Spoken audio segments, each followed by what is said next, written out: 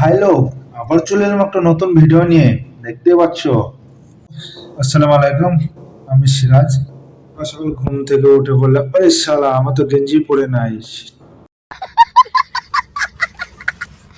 তো আবার গেঞ্জি পরে ঘুম থেকে উঠে বললাম, বন্ধুরা দেখতে পাচ্ছ। তারপর চলে এলাম মুখ ধুতে। সকালবেলাতে মুখ টুক ধুয়ে গেলাম, আয়নার সামনে দেখতে পাচ্ছ। আরে শালা আমাকে মুখটা ধুয়ে একটু ধুলো লাগছে মনে হচ্ছে। আর বানা বলিও না, কাপড়টা কেচে রেলিং এর ওপরে থুয়ে দিয়েছিলাম। শালা মেল দিতে মনে ছিল না। कैसे कैसे लोग रहते हैं यार यहाँ पर। তারপর নিচে এলাম, দেখছি তো ছোড়া বটা হা হা করে হাসছে। আমি একটু দাঁত বাইর করে হাসি ফেললাম। तो रुको जरा सबर करो। তারপর চলে গেলাম খাবারটা প্যাকিং করে নিয়ে ডিউটিতে। चल चल चल चल चल।